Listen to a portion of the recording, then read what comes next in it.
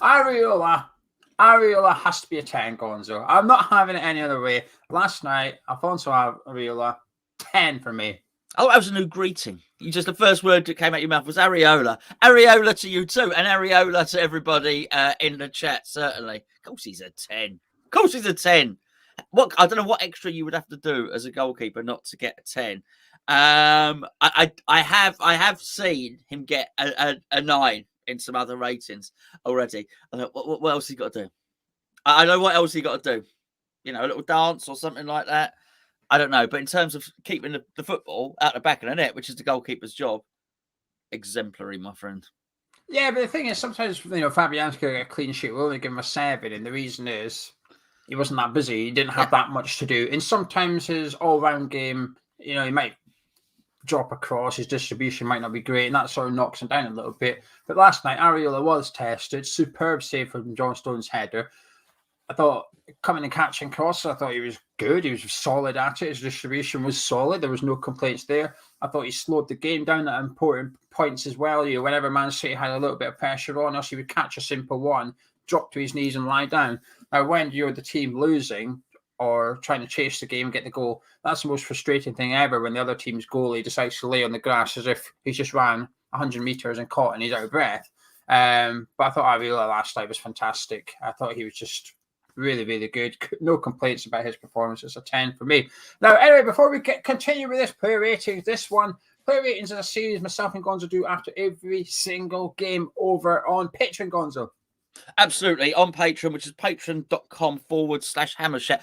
What Patreon is basically, a Patreon is a way to support Hammers Chat, a way to assist myself and Geo in doing this as a job. What you do, you're basically supporting Hammers Chat, and we thank you very much for it. We've got lots of loyal and lovely patrons, but what we give you in return is additional content, and this is one of them. There are various different tiers, which I won't bore you with at the moment, but incrementally, you could go from being, basically a casual Hammers Chat follower to somebody who we call an addict, where basically you get lots of additional content. You also get, and this is not to be dismissed here, a discount at our ever-growing Hammers Chat shop. Hammers Chat shop or store? Have we decided, Gio? I like to say store. I don't know why. I just do. I don't know why I said. I always think shops are a physical thing on the street to go and visit, and I think stores are an online version of the shop. That's how I always see it. I can tell you now that it very much is a physical thing, because Geo's house is most definitely... It's basically the Hammers Chat warehouse is at Geo's house, and anyway, you get really good discounts. A lot of our merchandise there. You get to help Hammers Chat out, and what we do is, hopefully, if you're looking now and you're not a patron, you'll be able to go onto patreon.com/Hammers Chat, and you'll be able to see the last 3 videos we've made available to one and all, which is Geo's opposition preview, and then our breakfast build-up show, where clearly we predicted that West Ham would beat Manchester City on penalties, and then this, which is our player rating show, which now there will be some little in-jokes here and some little nuances about the video, which you might not get if you're not a patron, but I have a tendency to underscore the right back, which tends to be a little habit of mine. But anyway, if you'd like to help Hammers Chat out, go and click the link below, and it would be very, very much appreciated. If you don't worry, but it is worth pointing out that all the content on Patreon is ad-free, so hopefully you're enjoying this video as an ad-free experience. From £3.60 per month all in, you can unlock more content. Link in description. Don't sign up yet. Wait till the 1st of the month. But if you sign up for the year, you save 10%. You can join up whenever, really. But anyway, that's the Patreon thing over and done with. Back to the player ratings, and we're going to start with a right back, Ben Johnson, who Gonzo keeps rating harshly, in my opinion. I'm hoping he's going to get a more favourable score this morning from last night. Gio, he didn't do bad. Johnson, the boy, he did not do bad at all. We can't give half marks, unfortunately. Part of the rules at Patreon, we can't give half marks. But I tell you what, he got a really tidy 7 in this game. I thought he was really good. Yeah, I say, if you're going to give him a 7, I give up. Ben Johnson gets a 9. He gets a 9. He really does. And I like a little bit more from my fullbacks, which is why sometimes I scored them down a little bit. I've got to be honest with you, I've got a tendency to score Johnson down. I like Johnson. I like this player. I really do. But I feel he gives the ball away a lot, particularly at the beginning of games. He surrenders possession a little bit too much. But I'm not going to overly score him on his attacking play because there was a real proper defensive job to be done during that game. Aaron Cresswell attacked well, but I'll tell you what, Aaron Cresswell didn't defend quite as well as Ben Johnson, who was just involved in everything. He was switched on really positionally today. There was two occasions last night, two occasions when he got over and actually found himself at centre-back and cleared the ball, made interceptions, aware of the danger, timed his tackles to absolute perfection. I really felt that he was building a partnership, a real understanding with Dawson. Funny enough, a slightly better understanding with Dawson than Edward with Zuma, I think, actually, there. But they were really playing well together. And this is no coincidence now. I felt he more or less shut down Raheem Sterling. Raheem Sterling might not be able to get in the team at the moment. But let's be fair, at the very recent European Championships, Raheem Sterling was one of England's best players, possibly was England's best player. He's a quality player. If Man City decide to sell him, there'd be a queue of teams lining up to sign him. I felt he shut him down. And I felt that was his best performance. I'll give him an 8. I'll give him an 8. I think he was fantastic again. Harsh on the right back. I'll give him an 8, thank you, because I don't know. I think he's played better in other games for us, actually. I think he was very, very solid last night. I was more impressed with him against Tottenham than I was last night. And it's through no fault of his own. It's just limited opportunities to get forward. And very early on, he did knock it past Zinchenko and it overran out for a goal kick. And you could see frustration. I thought, you know what? This is encouraging because we've been wanting to see Johnson try this a little bit more, take your man on a little bit more, get a better cross into the box. So when he's going to take him on, and yes, he overshot him out for a goal kick, but that's going to happen because he's adding that to his game compared to what he was doing 2-3 weeks ago. I thought he was brilliant again last night. And when we do the preview for the Villa game, we're going to have a very interesting discussion on our hands in regards to the right back, because that was bad news for Soufal last night. I think Ben Johnson's now started 7 games for West Ham this season, and we've kept clean sheets in 7 games. Amazing. Now, there's coincidences in football, but then eventually there's so much evidence that you've got to suggest that it's no longer a coincidence, really. It was 2 or 3 games, I would dismiss it and say, well, he's played easy games. He's played in the Europa League only. It's easy. Right, okay. He's now played Man United, he's now played Man City, and he's now played Spurs. It's no longer easy fixtures, what Tottenham was.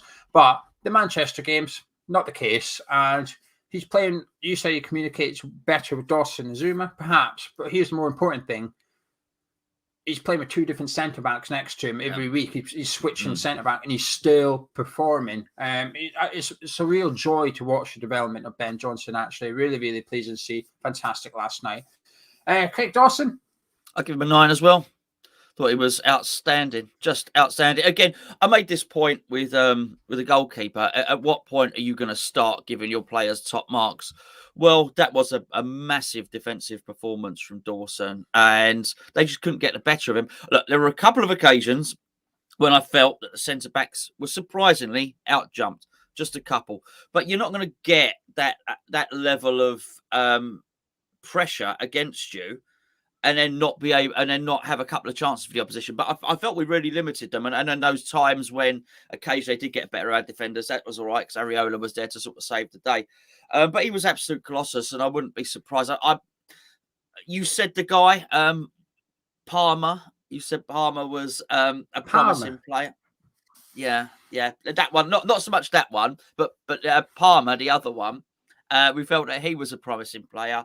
I bet he'd be really happy not to see Dawson. He seems to be pulling more over to that side than Diop's side when I saw him. And he may well be a good little player, but as I say with some of ours, when we sign him, I've not really seen anything yet. He didn't get a chance to show whether he's a good player or not because Dawson had him completely wrapped up and anybody else that tried to overlap him a couple of times. De Bruyne broke forward. Kevin De Bruyne. And Dawson cleanly tackled him. And I just thought he was really, really sensational, Geo. Absolutely sensational. Great performance. And then the penalty. Nerves of steel. I mean, come on. He probably deserves a 10, actually. Clean sheet and he scores a penalty. I'll give him a 9, but wonderful. Absolutely wonderful. I think there's a reason you can't give him a 10, but we'll come on to that player in just a second. But this is part of the reason I gave Ben Johnson an 8, because I thought Dawson was a bit better than Ben Johnson. But it's because he was busier. And I actually quite liked the fact that Man City resorted to crossing quite a lot during the game. I thought, what are you doing? For someone with a manager like Pep Guardiola, why are you even considering crossing the ball against West Ham here? And Dawson and Diop were enjoying it. then towards the end of the game, the last 15, 20 minutes when we were a little bit backs against the wall and City had Grealish and Foden on the pitch and they were doing their dribbling and their little touches around the penalty area. But every time they tried a quick 1-2, our defence snuffed it out. It's like you can do the one, but you're not getting to do the two part because we will intercept that bit. And the biggest question wasn't can you contend. We know Dawson Diop will win everything in the air, but is it can you do it against teams that will play tippy-tappy football around the 18-yard? They did it last night. I thought Dawson was superb. I thought the penalty was fantastic. I'm not going to lie, I was a bit nervous when I saw Dawson taking the pen. I thought, oh, crikey. Everybody does their, here's my 5, I'd like to see take a pen. I don't think many people have Craig Dawson in it. And you can just picture him skying over the bar as well. This is a guy that belted down the middle of the pitch, even unnecessarily at times. I thought, Jesus, but what a penalty. I was relieved to see it. And fantastic, it really is. And this is a player that's been dropped from the first team. He's probably the only player that's been dropped from the first team this season as well. Perhaps some will say harshly. I don't. I think he made a few errors in the penalty, but Kurt Zuma come in and automatically took his place just because he's Kurt Zuma. And Dawson, I'd understand if Dawson felt it was a bit harsh and he's been a bit sort of mugged off by Moyes a little bit, but you don't see that. You don't feel that in his performances. He just carries on, cracks on. He's doing the business in Europa League and the Carabao Cup last night. Solid 9 for Dawson. But Issa Diop's a 10 for me, and that's part of the reason Dawson's a 9. I thought the Diop was as good as Areola, essentially. His best game for West Ham, possibly ever, really. It goes back to the first Diop we saw when he first rocked up on the scene. He was just unbelievable, Gonzo. Yeah, I mean, I'll give him a 10 as well. I've recorded. I stayed up late last night. Recorded a forum video which I'll put up later today, and I go into a little bit of detail about Bonner's position, about Diop, about a player that we thought we bought in Diop, and how we're now seeing a Colossus. And I'll touch a little bit on what a Zuma and Diop partnership might look like at a point in the future. But I think there were points when I felt he might have been on his way out, even under Moyes. But I just look at him there and the timing of his tackling, the timing of his interceptions, the way he stepped up. He doesn't look like a young boy who was captain of Toulouse at 19 and we signed at 21 or anything like that at the moment. He actually looks like the biggest, strongest man on the football pitch. I felt yesterday, and I just felt he handled them. He looked sharp. He looked clearly athletic, which is, what you're going to need to be. You need someone athletic if you're playing Dawson there, because Dawson's not. But just the way, as I mentioned in the review, that he was coming away with the winning a tackle and coming away with the ball at his feet, then distributing it well, which was giving all his teammates a breather. He looked like last night, he looked like the leader of the defence. And that is no small compliment when you've actually got a leader there in Dawson, who is a leader, who is a talker, who does direct people. And for Diop to be there next to him, I felt was absolutely amazing. I thought it was a sensational performance, and I had your words ringing in my ears actually when I was watching him play, which was, you think we might. There was a point. He was a £60 million player at one point. Jose Mourinho was at Man United. Man United wanted him, and then you felt his form had dipped. You thought, I'm not sure we'll get our money back, or he'll get a new contract. And you said very recently you feel like he's got his value back again. Not the 60 million, but we'd get back what we paid for him. He was a £30 million player again.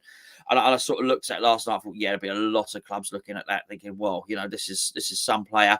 He's going to need a new contract, by the way. But fantastic performance. Yeah, it bodes well for the future, beyond this season, probably, with the Zuma Diop partnership, because you'd imagine that is the future partnership with West Ham, because Bonner's getting on a little bit. But in order to sort of earn that right from Diop, he's got to perform when called upon. And last night, it was just sensational. Like I said, I think it's my favourite Diop performance since joining West Ham, actually. Big test for him. And the difficulty is, when you're playing a young lad from the City had up front, Palmer, you don't know much about him. It's probably easier to come up against Gabriel Jesus to some extent because you know what he's all about. You're like, I know how you play. I've seen plenty of you. The coaching team have told me about you. I know what to do. So when the young lad comes up, you think, crikey, I've never seen this guy play before. And you know he's talented. He's a young, high-rated player at Man City. It's probably more difficult to play against him than it is Jesus to some extent. Managed it fine. I thought he looked all right, the City striker. I thought he had glimpses of potential in there. But at one point, the only time he had He had 2 shots in the first half. One of them was saved by Areola, but the other one, Diop come rushing out and closed it down from distance. He was outside the box, centre backs thinking, that's fine, you're out there, we're in here guarding the box. As soon as he shaped up the shoot, Diop ran. Diop went, no, I'm not having this. Deflected it over the bar. Superb defending by Diop. Aaron Cresswell, I mean, this guy has played every minute of first-team football from West Ham so far this season, bar Amazing. half an hour against Genk. He got taken off on Thursday. Apart from that, played every minute. Well, listen, the score's going to seem low, but please take it into context. It's not a 1. So I thought he was, again, excellent last night. I gave him an 8. Thought he got forward and did his stuff. It was the first corner annoyed me because he kicked it out of play. And I looked at how he did, it went out of play before it came back in. I thought, you can't do that against this team. I thought, I don't want stuff like that. That's going to be costly. But again, just absolutely wonderful, particularly when you look at the way City's fullbacks will overlap as well and cause a problem down that side. I thought he defended really, really well, Gio. Wasn't able to get forward as much as he would have liked, but you did see that he does have an understanding with Masuaku. He really does. And you saw a bit of that as well, which I really enjoyed. A really good performance. You can't play in that defensive unit that was heroic last night and get any less than 8. He possibly deserves a 9, but you can't just. I don't want to give everyone 9s. It doesn't mean anything when you deal with some of the other players. But just a really, really good performance, mate. Yeah, I'm going to give him an 8 as well. That's not a bad score. It seems like a bad score because we've just beat Man City and Pens in the Cup, but it's not. That wasn't Cresswell's best performance this season. It's not even in his top 3 performances so far this season. That's not a bad thing because it didn't have to be. He didn't have to play 10 out of 10 last night. He was only tested so much. He did his job fine. Corona gets forward. Actually, barely got forward at all. He couldn't. But to some extent, it helps Masuaku when you leave him alone and let him run at the defender. Masuaku doesn't like players encroaching on him and getting in his way. He wants a little bit of room so he can try and skin his man kind of thing.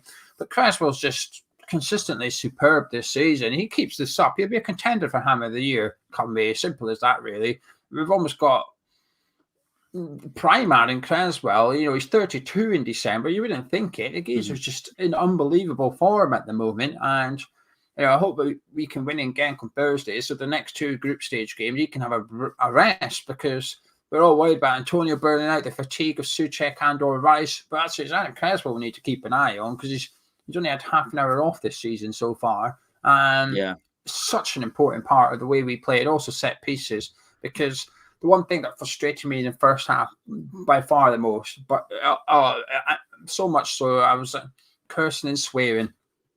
We had a free kick and Martin Noble took it.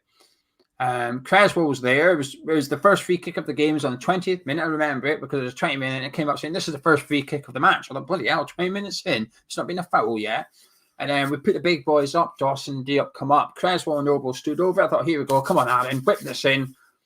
We're bigger than them. We're just taller than them in the box. We've got Souček, Dawson, Yarmolenko, Diop in there. They only really got Stones. Ake's all right in there. He's a bit short for a centre back. He's not big, no. I thought we've got an opportunity here. Cresswell ran over him. Martin Noble just lofted it in. And I thought, what a waste that is. We've got one of the best. We've possibly got the best set piece taker in the Premier League at the minute. He stepped aside. That was my only frustration. But Martin Noble, he's a difficult one to mark, actually. Pun not intended. Well, I'll lead on this one if you don't mind. I thought under normal circumstances, I got to say I'd probably give Mark Noble a 6 or a 7 for that performance. However, you have to take that penalty into context. So I'm actually, because the penalty was huge. Actually, I thought that was massive redemption for him. I thought nerves of steel. The first and the last penalty are key in this situation. That's where the most pressure is. Not to demean what what Cresswell did or what Dawson did, but you saw that with Foden as well. That first penalty has a lot of pressure there. You've got added weight of expectation of stadium. You've got the added context of what happened against Man United. And they're a man of confidence, a man of steel, a man of focus and concentration to step up and do that. And that was a pivotal moment in the game. So that deserves something on its own. I I thought they reached some really good pass. Possibly the best pass of the game for West Ham was done by Mark Noble. By the way, it was a really, really good pass. And what I'm going to say now is not his fault. His lack of pace and mobility let him down on a couple of occasions and allowed them to get us. So I think under normal circumstances, I would score him less than Souček, but the penalty means I'm going to score him exactly the same, which gives that away, which is going to be an 8 out of 10. Yeah, I'm debating between an 8 and a 9 actually, because when myself and Gonzo always do player ratings, we all say context is important for whatever reason. A player could be coming back from injury, it could be playing a youngster, whatever. Mark Noble's context is that he is getting on. He can't keep up with these players. And I felt last night in a few times he was in the right position so that he didn't have to rely on pace or a lack of pace. He was there in the right place. I thought in the first half in particular, when we were under the cosh a little bit, whenever he got the ball, he just slowed it down. Kept possession for West Ham when he had 35% possession or something like that. So it's going to be difficult. Most of the game you're running around after the ball because say you do pass it, they do spread it from side to side quickly at times. He had to cover a lot of ground, Mark Noble, last night, but he was disciplined, and that's not something that we've been able to say about Mark Noble throughout his career. Even at Old Trafford, actually, in the previous round, he was a little bit fortunate, if you like. He kept making rash challenges and stuff like that, but last night there was none of that. I just thought he was absolutely fantastic. Leadership out on there. You don't win these games. You don't draw these games without leadership on the pitch. Someone organising you, someone geeing you up, someone reminding you to just concentrate and stuff like that. I thought Mark Noble had a really, really good game last night. His passing was fantastic.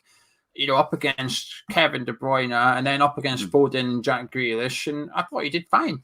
So I'll give him an 8. I'll agree with you, give him an 8. But Thomas Souček, I'm going to give him a 9, actually. I think Souček he had to make up for Mark Noble's lack of legs sometimes. Sometimes Souček had to run past Mark Noble and get over to the other side of the pitch. But it worked. They had an understanding. They knew what they were doing. That Souček put himself about really well. And this is where my biggest criticism of Souček is what I feel is his lack of ability on the ball at times. He didn't need it last night because you only have 35% possession. It's sort of like your job is to be physical, be in the way, win the ball back, play it safe and simple. And I thought he ticks all the boxes when it comes to that. And I thought it was an easy game for Souček to impress in, but he did it last night. I'm going to give him a 9. Yeah, I mean, I thought he was excellent. I've got to say, and actually, there was a point when I thought he showed really good technique. It was over on the left-hand side of the pitch. I thought he showed really, really quick feet and actually came away with the ball, dribbled past a couple of Man City players, and then retained the ball. I think in the end, it got passed back to Cresswell or something like that. But actually, I thought it was very, very good technique from him, actually, which he's not renowned for. And it's probably not easy when you're his size. What's he, 6'3", 6'4"? Let's be perfectly honest with you. It's not easy to have quick feet, is it? But I thought his tackling was sensational. I thought the way he protected the back four was really, really good. And again, he put in a massive stint.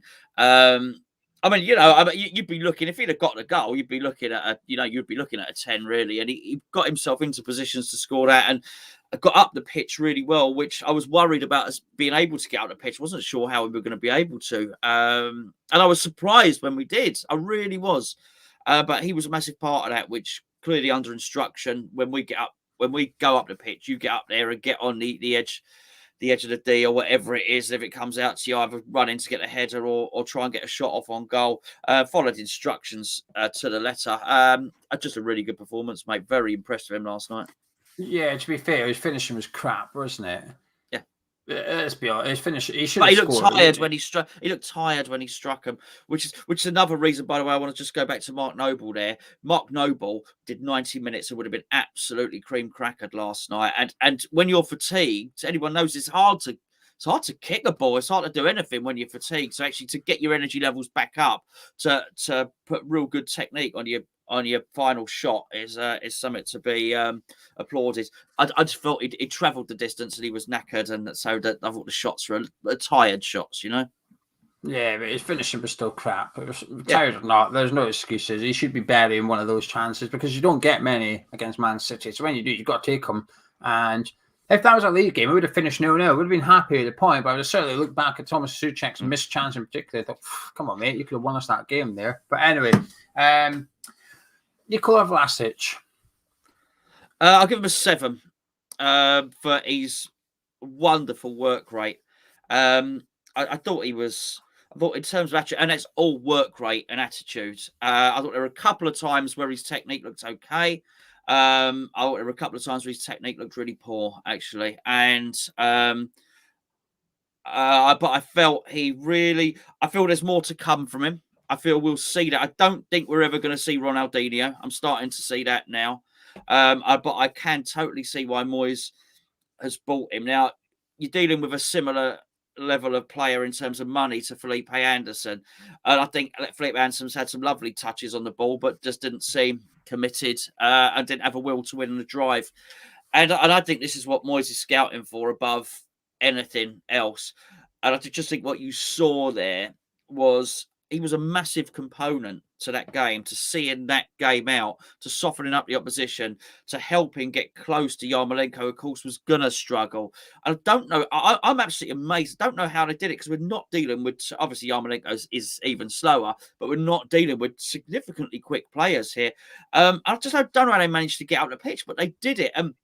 Just the will to win, the will to succeed, and the desire was immense, and he didn't stop. And I looked at him, and actually, I thought, yes, okay, you are. I wasn't sure what he was, but he's got that drive and he's got that fight like Bowen has. And it's not just some players; they get told to get into position, particularly attacking players. They get back and help the team out, stand there, and make it difficult for him to pass. And that's fine. They get to do their job, right? They're not being lazy. They get back. But some of them get into that position. Think, actually, I want to win that ball. I'm going to get that. And actually, think, I'm not just going to press. So as technically, I've done my job. I'm going to press. I'm going to get the ball off him. And I think Vlasic has got that in abundance, actually. And I've got to be honest with you, I wasn't impressed with any particular technique or anything like that. He'd done it. But there was the odd bit of tidy footwork. But I was so impressed with his work rate and so impressed with his endeavour. And I can see that he's going to be a real part of the team and see that he must be a real big part of the dressing room as well, because he's a workaholic. And that team and that squad are going to really appreciate a workaholic. And that is why I think you see Felipe Anderson and Haller get ditched from the team. Yeah, off the ball, I'll give you a 9 or 10 out off the ball. On the ball, 7 and 8. I'm going to give him an 8 overall because there was one thing that impressed me last night from Vlasic, but we didn't utilise it. We didn't get to see it. I thought his runs off the ball were fantastic. There was a couple of times he ran in between a fullback and centre back of City, but no one passed it to him. Noble was a culprit at one point, and Yarmolenko tried it at one point, just lost the ball. But his runs were there. And I agree with you. He's not particularly quick. So while his runs are good, but he's not quick, I wouldn't go playing Ding Dong Dash on Halloween if I was him, because he will get caught. But I thought if you can't rely on pace, that's fine. But you've got to find another way of playing if you can't just knock it past someone and run. And I thought his timings of his runs were superb. And we need to get better at that because it's something that he had in his locker when he was over in Russia. He would often make that run, but the difference is his teammates would find him. His teammates would be waiting for him to make the run, then he'd play it. By the time the defence has realised what he's done, he's already got 2-3 yard head start, and pace doesn't become an issue. So I felt a bit sorry for him last night, actually, because there was a couple of occasions he tried to do like a 1-2 with Yarmolenko, but he just didn't get the ball back from Yarmolenko. And I feel last night I felt a bit sorry for him, actually, because this is where not playing with Antonio makes it difficult to see how good Vlasic is. Because had Antonio been up front, we might have seen an even better game from Vlasic. Had he had Ben Rama and Fornals next to him or Bowen next to him rather than Manuel Lanzini, we might have seen an even better Vlasic. But on Thursday against Genk, I thought he played really, really well. Last night, I thought he played really, really well too, actually. It's encouraging. It looks like he's starting to settle in and get used to the way that West Ham play. But we need to get used to the way that Vlasic plays. I don't think we've done that yet. And I know people say, no, well, we don't do that. He has to adapt to the way West Ham, of course. But you've also got to allow a player's personality to shine a little bit. And if Yarmolenko's good at Vlasic is good at running off the ball, we need to utilise that. It's part of the reason he's worth 30 million. Why we paid 30 million. It'd be a bit silly to sort of tight jacket him after that. But really impressed last night. Still not enough to dislodge one of the front three in the Villa game. But it's enough to be a substitute on the hour mark if it's not working out, actually. He's starting to decrease the gap between him, Ben Rama, Fornals and Bowen. I think he's starting to shrink it a little bit. Not quite in contention for starting yet, but a goal or something like that, and he might just do that. Are you playing with the chat? Yeah. I seen it as well. I wondered if you were going to do it. I don't always look at it, you know, mate. Only when there's a rowdy Man City fan in or so. I do, you know, I think it's nice. Actually, I think the chat. I've been watching the chat a little bit. They're having a chat amongst each other. It's nice. Like, so many of them know each other now. I like it. But anyway, yes, there you go. Who we talking about now? Lanzini. I'll give that hard one, Lanzini, actually, because I felt he had actually an important role to play. I'll give him a 7, but actually, fun enough, for the opposite reasons that I give Vlasic a 7, if you like, because actually Lanzini was the person with the technique, and he helped. I felt there were 2 main reasons before the substitutions were made why. Well, actually, three main reasons why the team got a rest. That 35%, there were 3 reasons for that. I think one of them was the control that Diop had when winning the tackle. I think the other one was Masuaku, we'll get onto in a minute, was actually able to take the team 20 metres up the pitch.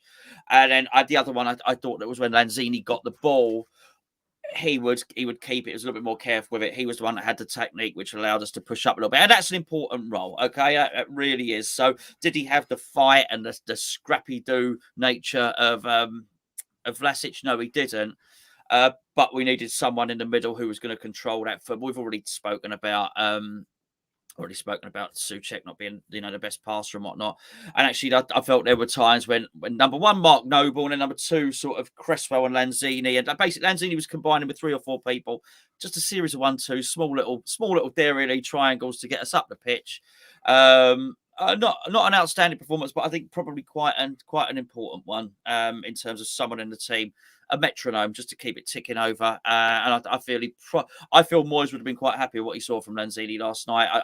There was certainly, and everyone had a number of jobs, and I felt Lanzini would have done his.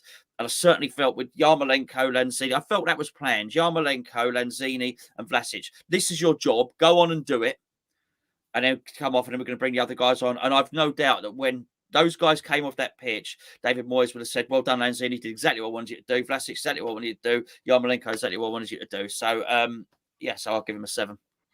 Yeah, I'll give him a 7 as well. It's a difficult one because in theory he's like an attacking midfielder in the game, but he didn't do much attacking. No.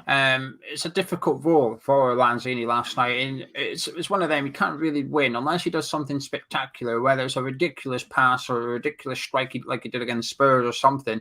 It's going to be difficult for Lanzini to get a really good score here. But I thought he did okay last night. Not enough because it's games like this, you're waiting to see the Lanzini of old. You think, come on, do something. You've got the ability. He does have the ability to find one of Vlasic's runs. He does have the ability to play a 1-2 with Yarmolenko or whatever, play Masuaku in and get into the box kind of thing. And he's not quite there yet. I don't know if he ever will go back to 2015-16. Lanzini, but we see glimpses of it at times, and it's okay. That's okay now because his role used to be one of our main players. He was one of our best players, one of our main players, and we needed him to turn up week in, week out. We almost don't demand that from him now. It's like you are a squad role when called upon, please perform. And he's doing that to some extent. Will he ever dislodge Bo and Ben Rama Fornals from our Cup Final 11? Probably not. I can't see it. But I've come to accept that we won't see that from Lanzini. It makes it easier to admire what Lanzini offers on the pitch, if you like. But it was a difficult role, and I thought he looked quite good last night, but that was all quite good. So I'll give him a 7, which is quite low for the team, but still a decent mark. Masuaku? I'll give him an 8. I thought it was amazing. I thought he was amazing.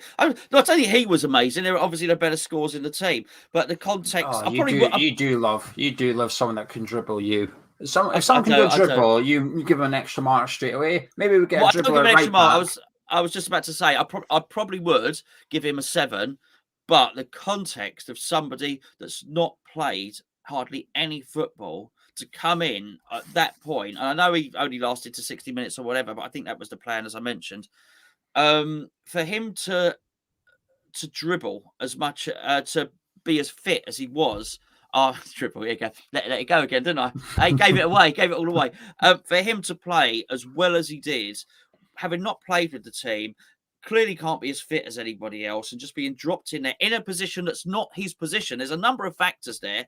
It's got to be his position now, though. Well, it doesn't, whether it is or whether it isn't. I'm talking in this game, lack of match fitness, lack of sharpness, not playing in position. I mean, people get a 5 out of 10 in that. People get a 4 out of 10. No, he came out, and I really felt that was his job. I think it's the same. I said this the moment we signed Ben Rama, if you remember. I said, I think Ben Rama may well swap an interchange with Masuaku at times. I think their job may well be quite similar, which is to get the team up the pitch. Remember he saying that when we signed him? And I've always been convinced that's Masuaku's job. And I think Moyes would have been really pleased with it. So I still think he's on the way out. I don't think he'd be here next season if we get an offer for him. I don't think Moyes, I think you're right. I think there was an issue you said before. You're not sure Moyes trusts him. And I can understand that because sometimes he'll go on a dribble and then he'll sort of lose the ball. Or he chooses the wrong option. I think it's not technique that stopped Masuaku becoming a top player, by the way. His technique's all there. It's decision making. It's doing the right thing. It's actually that maybe he's put all his eggs in one basket. It's all dribbling. He's not worked on his final pass. He's not worked on his final cross. His decision making of when to do the shot and so on and so forth. But all that aside, put all that stuff out of your mind. Last night, he carried the ball forward, got the team up the pitch, actually got a couple of shots on goal as well. And this is from an unfit player. I thought it was a remarkable performance from him, actually. I'm not Masuaku's biggest fan. I'm not. I think I've always said about Masuaku, and I stand by this. I say in the middle third, he's fantastic because you get the ball, just move us up the pitch for 10, 15 yards kind of thing. Final third, I don't think he's very good. I think he's got defensive errors in him. Defensive third. And in final third, I still don't think he's that good. I think his crossing's hit and miss. But last night, I'll give him an 8. I thought his dribbling was brilliant. At times, we needed someone just to relieve the pressure a little bit. He did that. But also, he hit that stinger of a shot that tested Ederson. It was right, not Ederson, Stefan. It was right at him. But I tell you what, every time I watched the replay, I just thought Yarmolenko, why did you not volley it? Do you know he brought it down, hit it, and the defender blocked it? Because out of all the players on the pitch for West Ham, if I was going to trust anyone to hit a volley, it's Yarmolenko. I'd have thought, smash it. Just do something. We took that touch, which I understand why, but allowed the City defender to get in and block it. If you hit it first time, you just never know. Because the keeper's at the other side of the goal. He just saved Masuaku's shot. I'll give Masuaku an 8. The Arthur Masuaku problem for Arthur Masuaku is he doesn't have a position anymore. He used to be a left wing back. We don't have a wing back anymore. And because we're playing so good now, we won't convert to 3 at the back anymore. That's gone. It's probably there in reserve, but it's no longer plan B. Plan B is I'll switch Declan and Souček round a little bit. Plan C is I'll play 2 up front instead of 1 up front. Do you know what I mean? Yeah. Moyes' first 3 or 4 plans now consist of a back 4. Back 5, back 3, back 5, whatever you call it, it's gone. Masuaku's position has been removed. So he has to either A, depart, or B, find a new position. And that left wing is where he should be trying to target, because for the reason you said earlier, he does have a good understanding with Aaron Cresswell. It removes his defensive issues, which I think he has. I don't think he's the best defender in the world. And I remember, funnily enough, playing Man City, and Cresswell got injured, and he was really struggling. Masuaku was coming on, and I think it was Mahrez had the ball. Cresswell just scissor kicked him and took a yellow card because Cresswell was like, "There's nothing I can do here except foul him."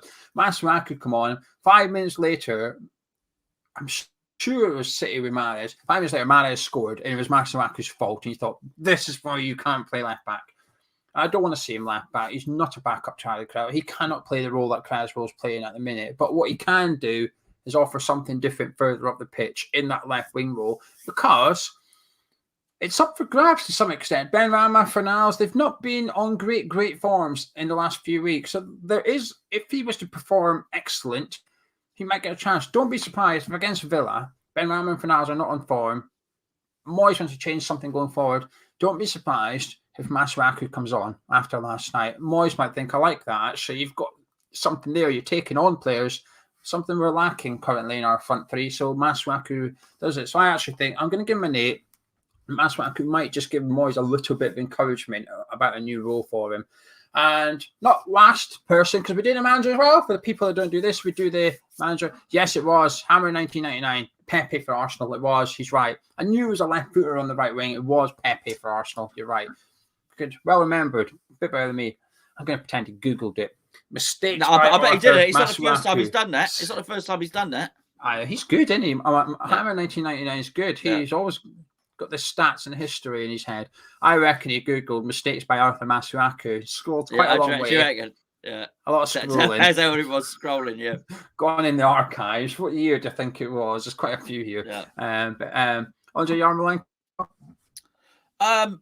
A 7, outstanding. I don't know how he managed it. I just don't know how he managed it. He is not suitable for that role at all. He's dog slow.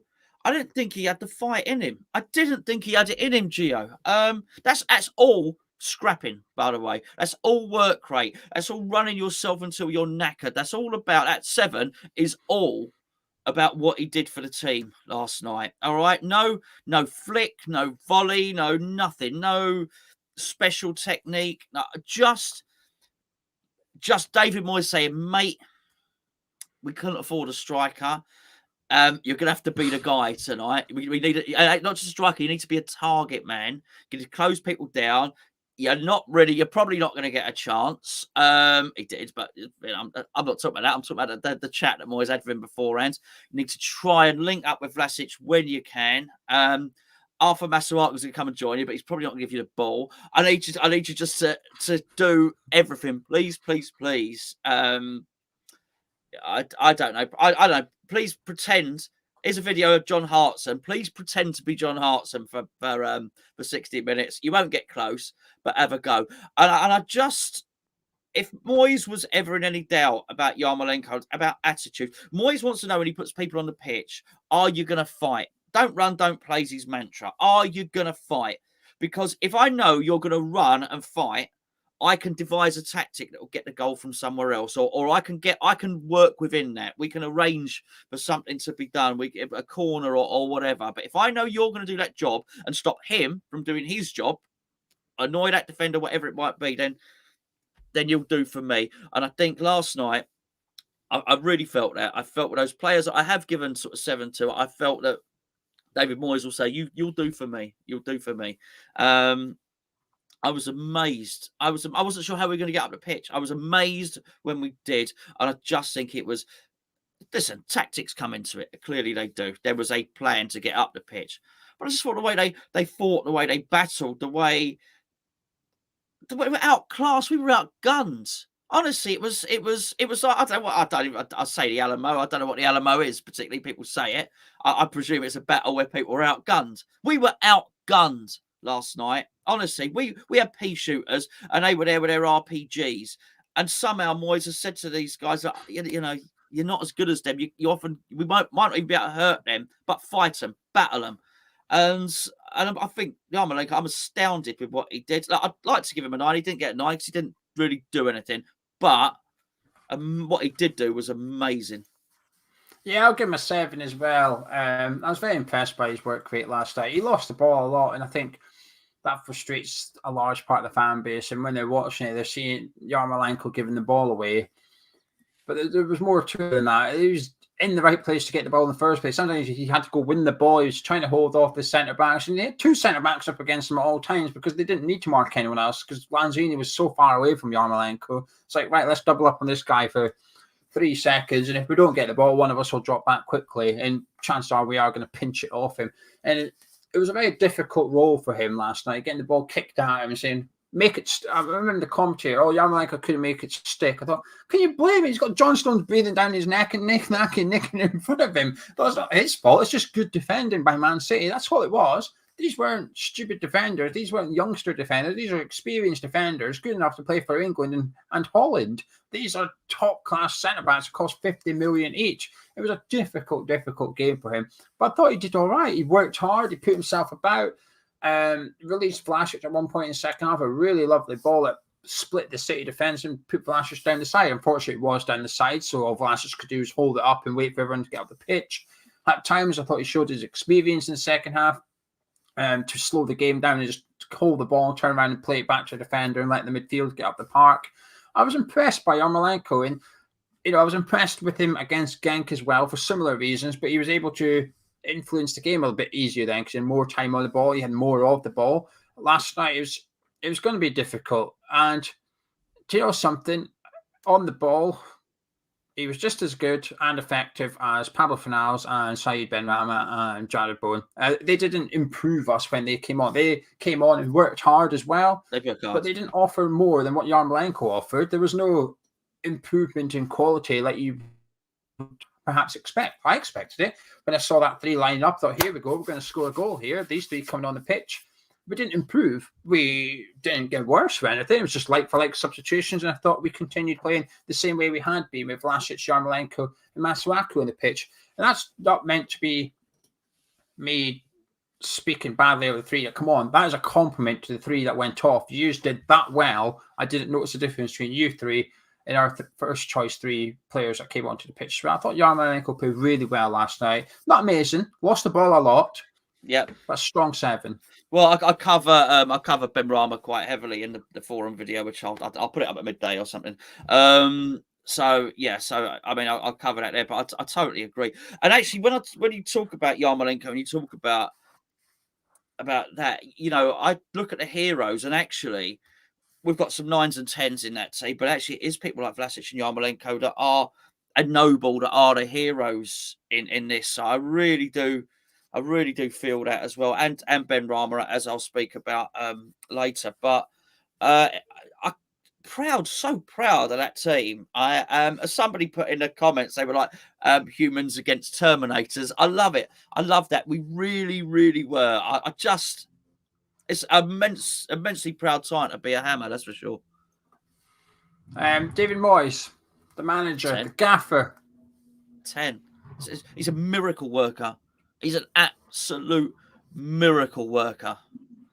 I wonder if the only person that is not surprised that we're 4th in the league, about to get into the knockout rounds in European competition, knocked out 2 giants of football clubs and still in every competition and bloody good, right? Bloody good. I reckon the only person that's not surprised is David Moyes. We're all jumping around. Can't believe it. Look what's happened. Look what's happened. Look what's happened. I bet David Moyes has got his pad out today. He might have a pad. He might have an iPad. He might be modern. I don't know. Whatever. No chance. He's still a notebook in pen. He is a notebook. You're right. Okay. So I reckon he's got his notebook and pen out today, and he is right. Okay. Yeah. Okay. So that worked out. So that's as I planned it. So the plan for the Villa game and then the next game is exactly as I planned it, because I plan to get through and beat Man City. So we'll swap him in for that. And I bet he's the calmest person with a West Ham affiliation at the moment. I don't know what is going on. I hope he allows himself a little bit of time to be pleased with himself. I hope Mrs. Moyes gives him a pat on the back and says, "Well done, darling," or whatever, because actually it's quite remarkable what he's doing. It's almost unprecedented. It really is. You might have to go back to Ranieri, which was outstanding what he did with Leicester on one season, and they won the title. Let's get that right. I'm not comparing what's happened now to Leicester winning the title, but with consistency. And he came in, he told us, he said, winning games is what I do. We laughed, and it's amazing. He's an amazing manager, and that is a 10 out of 10 last night. Yeah, I'm going to give him a 10 as well, actually. I was going to say 9 because we had to take it to penalties, but actually, look at that, because we were prepared for penalties. We had 5 penalty takers and we scored 5 penalties. It's just ridiculous that we've done that. We missed the last 3 or 4 in the Premier League, turned up on the night and scored 5 in a shootout. How does that happen? I do not know, but I do. I think the Mark Noble thing caused a reaction. But tactics bang on for the first half. Second half, tactics bang on. I agree. I think he had the plan ready, which was on the hour mark, I will bring these 3 players on. Yep. He executed it. And even if you have that plan, it still takes a little bit of bollocks to go through with it, because he could have stood there and thought, well, actually, you can make up the excuses for not doing it, which is we're playing quite well, I'll just leave it. Which he said against Brentford, remember the Brentford game? He said, I was going to bring a player on, but we scored, so I left it. We had momentum. Actually, last night, he obviously decided I'm making these subs regardless. He could have said, we're playing quite well. The front 3 are looking quite dangerous on the counter-attack, actually, because there was a bit of me when he brought them on for fair play, but I also thought, I thought Vlasic was playing quite well. I thought Masuaku was looking quite dangerous. Okay. So I think there were pre-planned substitutions, and he's gone ahead with it. and it's hard not to give him a 10, really, because. But the most important thing, the most impressive thing last night isn't the tactics. It's not winning on penalties. It's the attitude of the players coming into the team, and you don't notice a difference between the first team and let's call it the second team for the sake of it. You don't notice a difference between the two teams. Sometimes when you watch a game, whether it is West Ham or it's another team that's rotated their players, there's a huge difference in attitude and can be arse-itis about it, where you're watching the second team because they're just not that bothered. They're walking around the pitch like, oh, I'm better than this. I shouldn't be in this team. I should be playing in Premier League. I don't want to be playing in this Mickey Mouse Cup. There's none of that about us. Look at Craig Dawson. He probably feels harsh to be dropped for Kurt Zuma. You don't feel like that when you're watching him.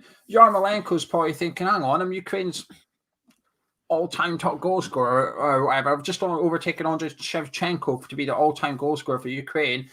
I'm a bit part player for the club. What's going on here? I'm better than this. But you don't feel like that. You've got Vlasic.